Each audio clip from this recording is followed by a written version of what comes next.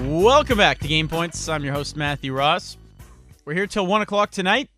TSN Matthew on Twitter.com if you want to tweet at us. Matthew at TSN690.ca is the email address. Game Points with Matthew Ross, the name of the Facebook group. We'd love to hear from you as well. 514-790-1690 is the telephone number, 1-866-896-2546. Don't forget, coming up a little later on tonight around midnight, we'll do our NFL picks for Week 3, and we need one listener to participate in that segment. And each listener that does it for the 17 NFL weeks will go into a draw, and one lucky winner will get $150 at Restaurant Vivere. There you go. There's Stefano is my designated pronouncer. Restaurant Vivere in Place Ville Marie. Very nice establishment. Quality food. Very rich food. And so Joe, my thanks to him, the owner. Very, very nice of him to offer that. So we'll have $150 to get to one lucky winner who participates throughout the season. So we've had some pretty good contestants so far in terms of their picks. So keep that in mind. Get ready to call in about 25 minutes' time at 514-790-1690. All right, we're going to talk some Montreal Canadiens here on the program.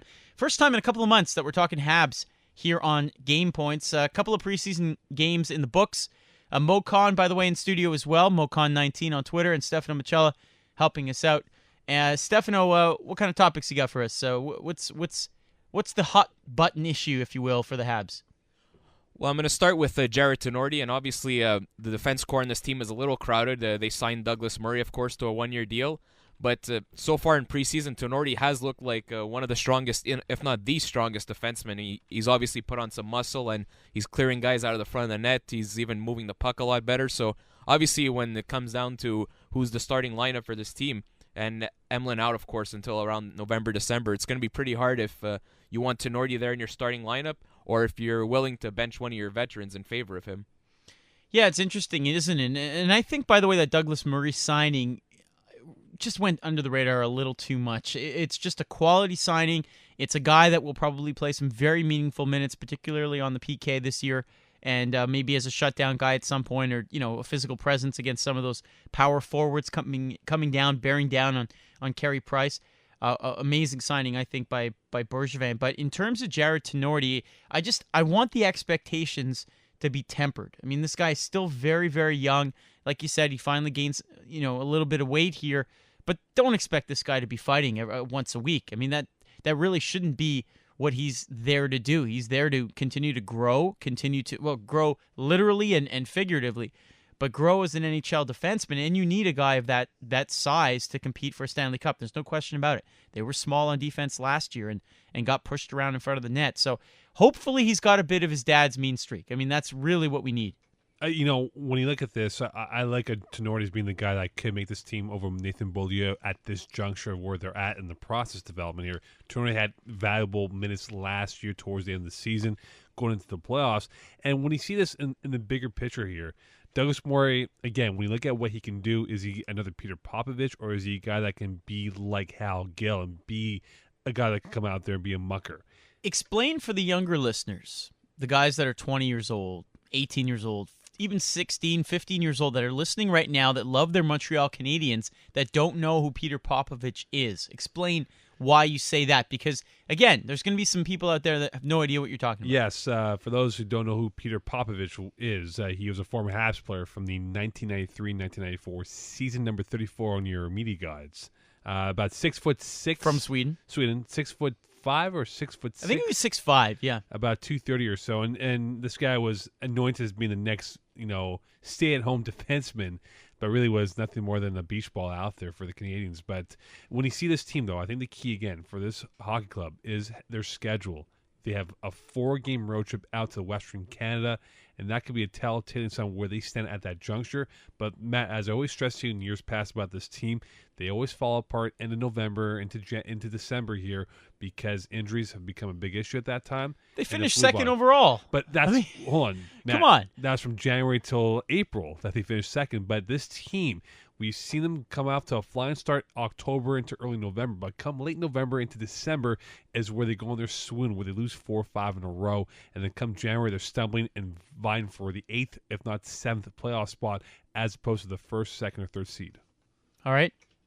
Moving on. All right, elsewhere we have Louis LeBlanc, of course, and obviously this was a big story, him being released from training camp, and a lot of people already saying if he has any future with this team whatsoever. Obviously, a tough season last year in Hamilton, but let's face it, Hamilton was a really bad team last year, so I don't think you can put it all on LeBlanc for the season he had. But already a lot of people, I think, overreacting really to him being cut, even if he was doing pretty well in training camp. Obviously, there's no rush really for him to come up here, and really what would be able to add to this team right now at this stage of his career.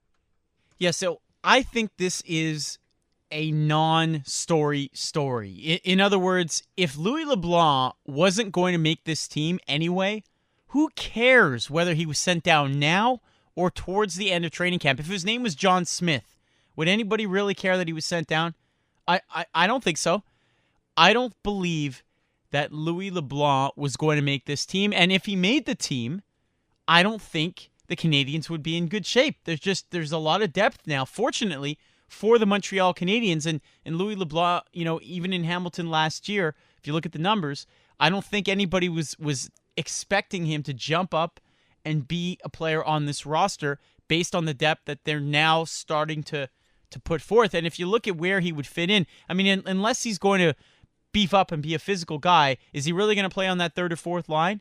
And is he a good enough scorer to be playing on lines 1 or 2? I mean, fourth line, third, fourth line, you're going to have guys like Brandon Prust. You're going to have guys like George Paris. You're going to have, some of these strong physical guys, Travis Moen, etc. I mean, is Louis LeBlanc of that ilk? No, he's supposed to be a skilled guy who's supposed to be a smart player.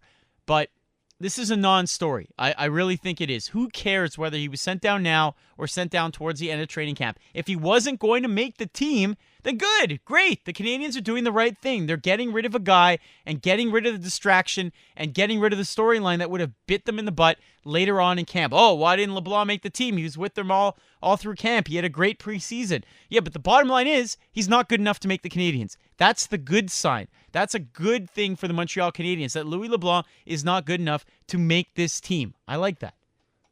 Look, guys, right now, Marc Bergevin has no connection to Louis LeBlanc. He didn't draft him back in 2009. That was the previous regime that took LeBlanc in the first round.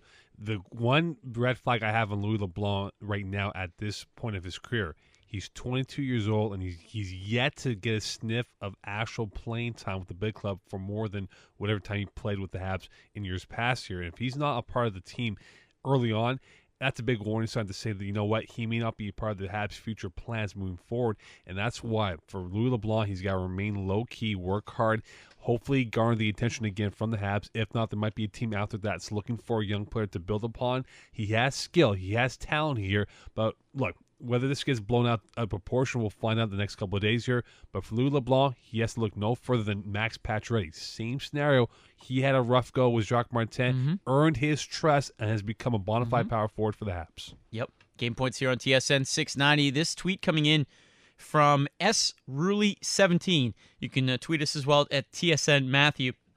He says, what eats people is he, LeBlanc, wasn't developed properly and was a first-rounder. So I guess he's saying that people are upset that a first-round pick is already being sent down after a couple of years already in the organization.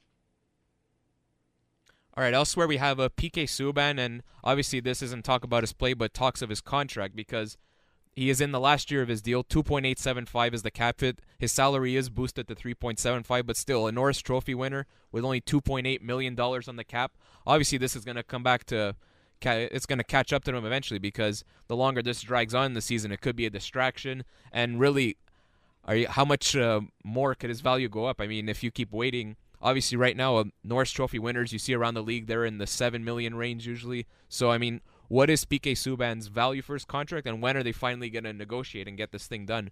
Yeah, it's a good point, and you got to get this done right away. For Marc Bergevin, I think you always want to try and buy low, or you don't want to pay at the highest rate, right? So he's coming off a Norris Trophy victory. If he comes out with a bad October, a so-so November, bang, that's when you sign him maybe a little bit, when he comes back down to earth. I think that there might be some of that here, that you can't really sign a guy right after he wins the Norris. I mean, that's a whole lot of money that you're losing here. So the Canadiens, maybe they get off to a 5-7 start, and Subban's -7. Then maybe you have a chance to sign him a little bit. Maybe it shaves off a few $100,000 at the end of the contract, or what have you. So I think maybe there's a bit of posturing going on as well. But yeah, you can't play chicken with a guy like PK Subban. You got to get this thing done, and it'll just permeate throughout the organization, throughout the rest of that locker room, that you're taking care of the core guys, the guys that are putting up and shutting up, that kind of thing. He's getting it done. He's doing whatever is asked of him. He's curbed his ways a little bit, and for the Canadiens not to reward him, I don't want to say immediately. They don't need to do that, but if they don't do it in a timely manner, and I hope they don't wait till the end of the season, then there might be some grumblings a little bit. I think this guy deserves a contract, and we'll see what happens. But I don't blame the Canadiens for not signing him in the offseason, coming off a Norris Trophy victory. Subban has a lot rolling from this year. Of course, his camp probably told him, listen, PK, bite the ball now, sign a 2-year deal, work your best now, as we saw, Norris Trophy winner. Go into this season, Olympic year. If he makes the Olympic team, the ball is in his court and what he can command from the Habs. And again, moving forward for the Montreal Canadiens, if you're Marc Bergevin, if you're that entire staff team, you have to be very calculative here on when you want to start negotiations with PK Subban. Is it now you want to begin talks, or do you wait till December, or do you wait till after the Olympic year where he could very well be a part of Team Canada, or do you wait July 1 where he becomes a free agent? What's your preference? I think you start now. Get the body work done, the parameters figured out, and then go from there and work some numbers out and hopefully have them locked up for 5, 6, maybe 7 years. Other side of the break, we're going to have a very good interview. I'm already calling it now. This is going to be a good interview with Jay Jaffe of SI, Sports Illustrated. He's an MLB writer. He wrote a great article on Vladimir Guerrero this week. Got to check that out. He'll join us next.